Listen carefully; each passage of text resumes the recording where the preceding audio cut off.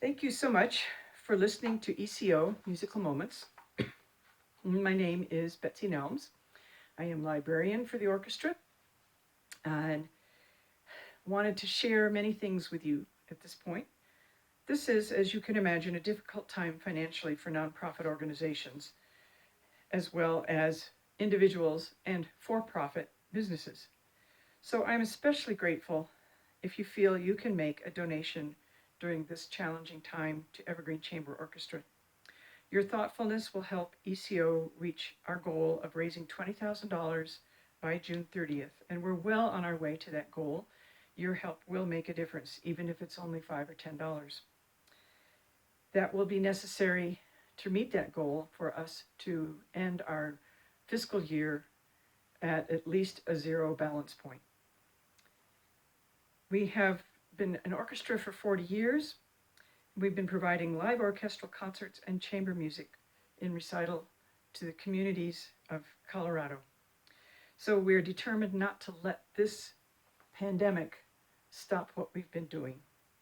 So remember that the Evergreen Chamber Orchestra website can be found at evergreenchamber.org.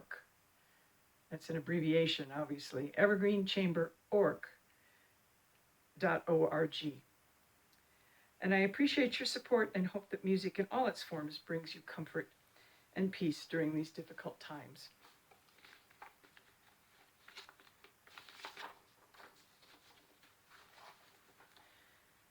Today, what I would like to play for you is some flute music.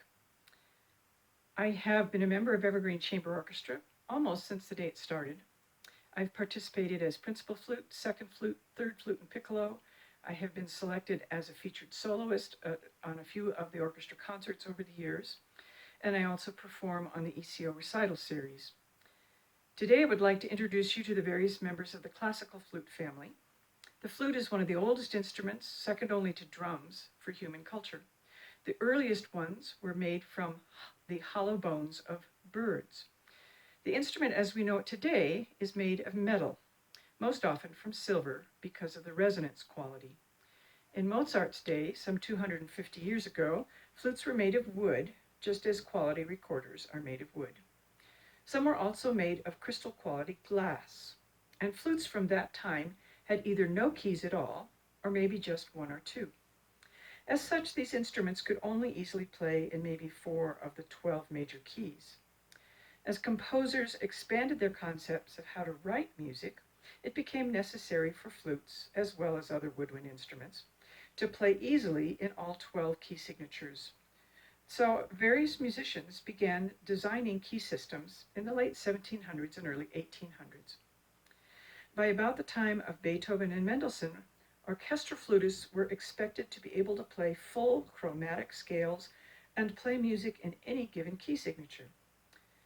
So the key system that you see on flutes today hasn't changed very much at all in the last 200 years.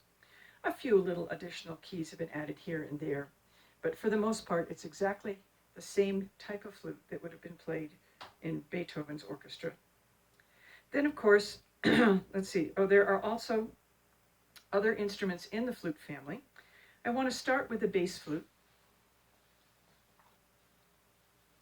This is a bass flute.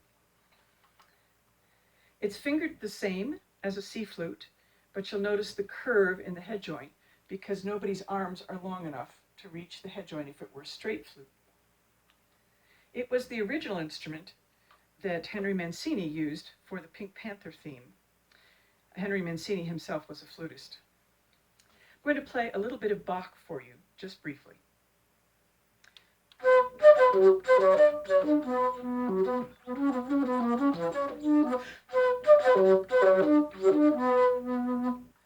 You notice it has a dark, low sound.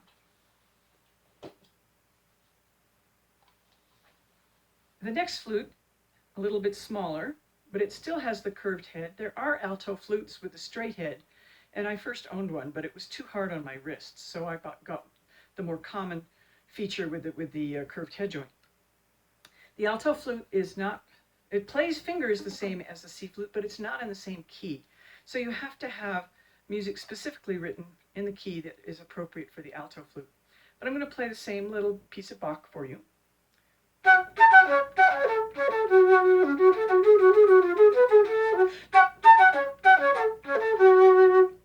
You'll notice that it's higher in pitch, maybe a little more firm in the tone color.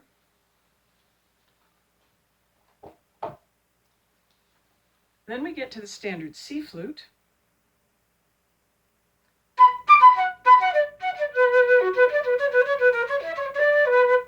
And I'll come back to that in a minute. Then we get to the little tiny baby piccolo, which plays a full octave above the C flute.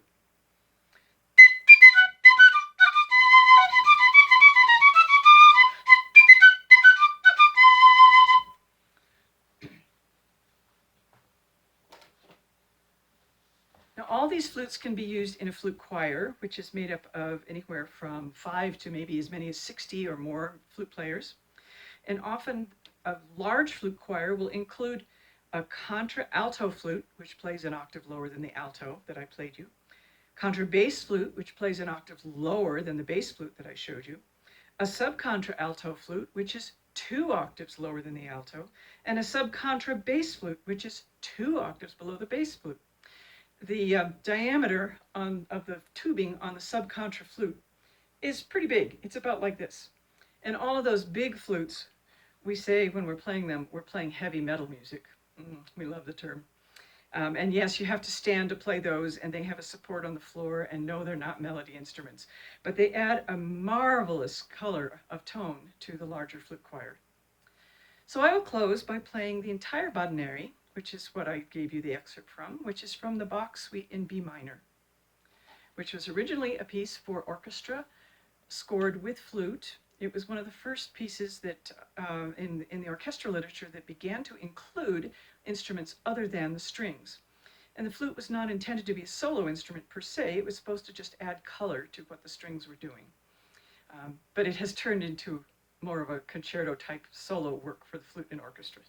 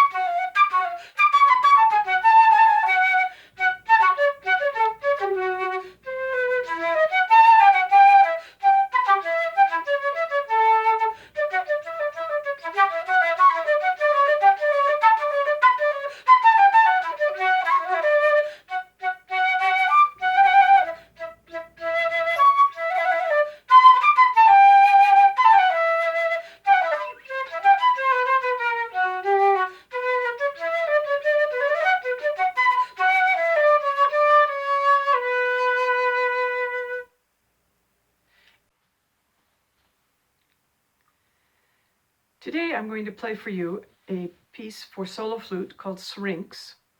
The flutists always know it as that. Officially it was called La Flûte de Pan, or Syrinx. It was written by Claude Debussy at the request of the playwright Gabriel Moury as incidental music to a play he wrote, Gabriel Moury wrote, called Psyche, and was first performed in Paris on the 1st of December in 1913. It has been a standard of flute literature for many, many times, for many years since then. I'm going to read to you some of the text from the play that is surrounding the Syrinx performance itself. And it's important to understand that Syrinx is intended, at least within the confines of the theater production, as a very free-form piece. Although it's written down and we flutists tend to play the notes exactly as they are on the page, it's an improvisation in many, many ways. So I will be taking liberties with it that you may not have heard from other flutists, but we all have our own interpretation of it. In fact, in my many years of teaching, I advised my students not to play this piece in front of judges on a judged program, because the judge would have his or her own opinion of it and would mark the student down because, of course, the student wouldn't play it exactly the way the judge wanted it. So anyway, here's my version of Syrinx. The setting in the play is Act 3, Scene 1. We are in Pan's cave. Now remember, Pan is a Greek god who's half man and half goat. And he often did all kinds of musical things. So we're in Pan's cave. Through the opening, you can see a clearing in the forest. A stream flows into a little lake. White rocks are in the background. It's night, and in the moonlight, nymphs in white are dancing. Other nymphs pick flowers or lie by the water's edge. At times, they all stop to listen in wonder to the syrinx of the invisible Pan. Our first speaker is Laureade. Listen to Pan beginning to play his flute again.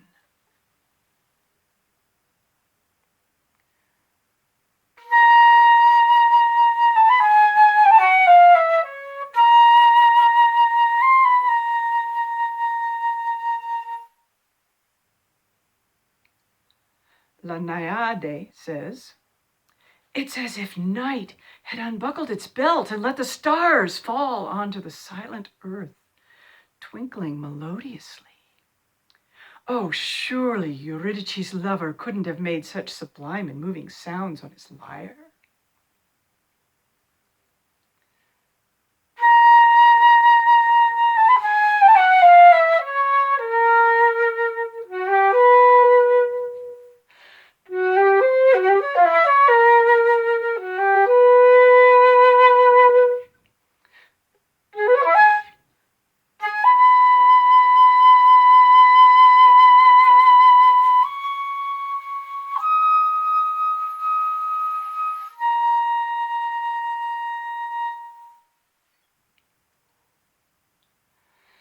Laureade speaks again.